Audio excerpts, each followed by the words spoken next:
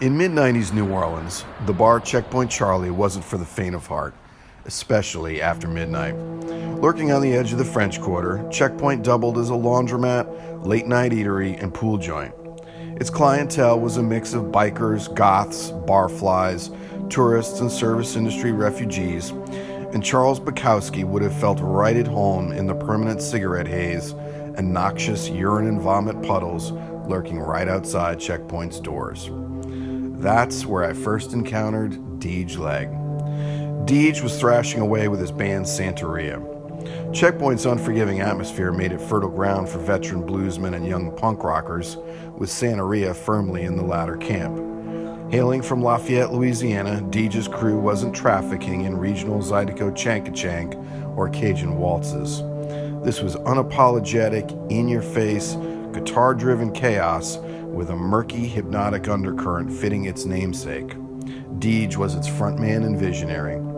That sparked some correspondence with Deej, and I kept tabs on him while writing for New Orleans' Offbeat magazine and Gambit Weekly. Santeria eventually broke up a decade or so later, but Deej soldiered on with similarly intriguing projects.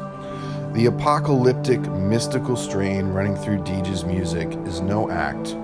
When I moved to Lafayette in 2003 to edit and write for the Independent Weekly, we talked and visited more frequently, and at times I feared for his safety.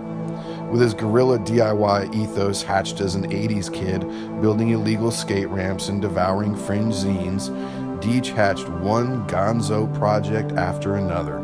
To say he lived life firmly on the edge would be an understatement. Deej had been driving a taxi at night for steady-ish income. Lafayette, despite its charms and having been named the happiest city in America, has some dark corners.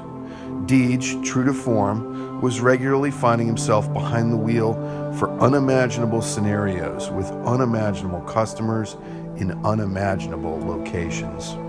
The dystopian strangeness of some of his fares compelled him to keep a diary/journal/cablog. It turns out that Deej is a talented writer, period. Excerpts from his cablog was one of the first projects we worked on together after he earned the gig at the end, and he went on to publish numerous memorable pieces, especially a cover story for which he embedded himself in numerous homeless camps on the hidden side of Lafayette's train tracks. Deej's prose and interests reflect the man himself, gritty, honest, unflinching, questioning, and empathetic. Our newspaper days are long behind us, and Deej is currently known worldwide as Brother Deej, thanks to the inclusion of a song in Quentin Tarantino's Django Unchained. A quarter century after our first encounter at that squalid Checkpoint show, Deej now sounds like a bona fide Delta blues man, stomping his heel and howling out his original chronicles of pain and restlessness, armed with his wandering spirit and a resonator guitar. Cablog is an arresting chapter in Deej Leg's artistic journey. Welcome to Riding with Deej. Strap in.